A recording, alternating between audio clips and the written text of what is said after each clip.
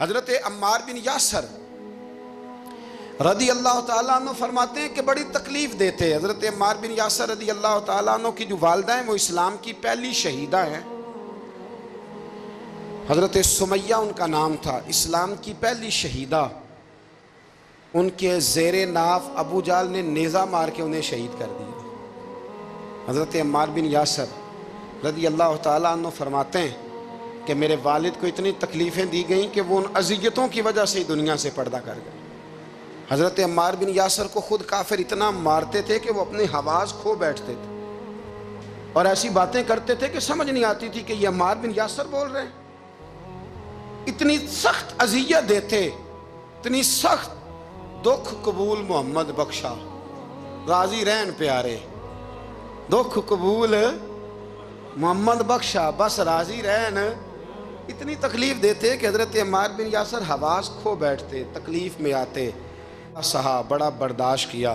ایک دن میرے رسول پاک تشریف لائے اور حضور نے کہا او آل یاسر میں تمہیں مبارک دینے آیا ہوں، رب کریم نے تمہارے لیے جنت میں مکان بنا دیے ہیں. حضور نے تمہارے لیے، اللہ نے تمہارے لیے جنت میں مکانات، تمہیں مبارک ہو.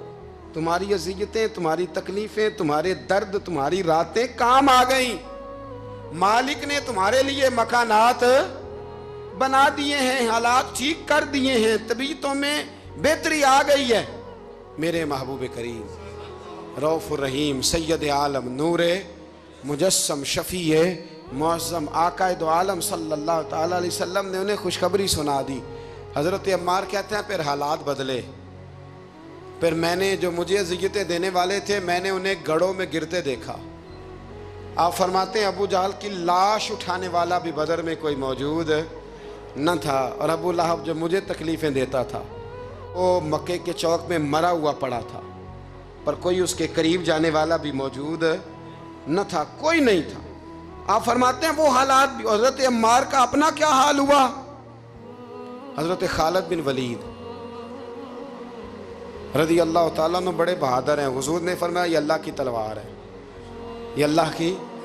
بڑے بہادر تھے، بڑے شیر دل تھے. فرماتے ہیں کبھی معذرت نہیں کرنی پڑی، کبھی جھکنا نہیں پڑا، کبھی کسی کی منت نہیں کی. اللہ نے طاقت اتنی عطا فرمائی تھی، ہمت، حوصلہ، صبر، استقامت اتنا دیا. کبھی کسی جگہ پشت نہیں لگی. لیکن فرماتے ہیں کسی وجہ سے نا ایک دن میرا عمار بن یاسر کے ساتھ کسی بات پہ اختلاف رائے ہو گیا، جھگڑا ہو گیا. توجہ ہے میری بات پر؟ فرماتے ہیں جھگڑا ہو گیا. ہمارا پتہ حال کیا ہے؟ ہمارا یہ حال ہوتا ہے کہ ہمارا جھگڑا ہو جائے تو خیر ہے، لیکن اگر پڑوسی کے بچے لڑ پڑے تو ہم کہتے ہیں اس کی روزی پاک نہیں، اس کی تربیت ٹھیک نہیں. ہمارا بھائیوں سے رٹا ہو جائے تو معاملہ اور ہے، کسی کا ہو جائے تو معاملہ اور ہے. میں بیمار ہو جاؤں تو آزمائش ہے، اور سامنے والا بیمار ہو جائے تو سزا ہے. پھر کیا ہے؟ بلکہ پنجابی کہنے نے کیتیاں نو پھڑیا ہے، یہی کہہ دیتے. اور میں بیمار ہو جاؤں تو آزمائش آگے جی اللہ کی طرف سے. ایسا نہ کریں. ہمارا فتویٰ اپنے حق میں اور ہوتا ہے، سامنے والے کے معاملے میں اور ہوتا ہے. حضرت عمار بن یاسر کی بات کر رہا تھا. جناب عمار بن یاسر رضی اللہ تعالی عنہ، حضرت عمار بن یاسر کہتے ہیں کہ حضرت خالد بن ولید کے ساتھ، جناب خالد بن ولید کہتے ہیں میری ان کے ساتھ نہ کسی بات میں اختلاف رائے ہو گیا. تو میں اب دلیر آدمی تھا، شیر آدمی تھا، کبھی جھکا نہیں تھا، کبھی کوئی معاملہ نہیں ہوا تھا، کبھی کوئی ایسی بات نہیں ہوئی تھی. آپ فرماتے ہیں جب رائے کا اختلاف ہو گیا نا، بات ذرا آگے بڑھ گئی تو نبی کریم صلی اللہ علیہ وسلم تک بات پہنچی. تو میرا یہ خیال تھا کہ حضور میری بھی سنیں گے، عمار بن یاسر کی بھی سنیں گے، پھر حضور کوئی فیصلہ کریں گے. پر قربان جاؤں وقت بدل گیا ہے نا. اب بہت بڑے چودھری ہیں، بڑے سردار ہیں، بڑے سپہ سالار ہیں حضرت خالد بن ولید، پر وقت بدل گیا. تو حضرت خالد بن ولید کہتے ہیں جب میں نے نبی کریم کی بارگاہ میں بات عرض کی، حضور تک بات پہنچی، تو میرے مصطفیٰ نے موٹی سی بات ارشاد فرمائی.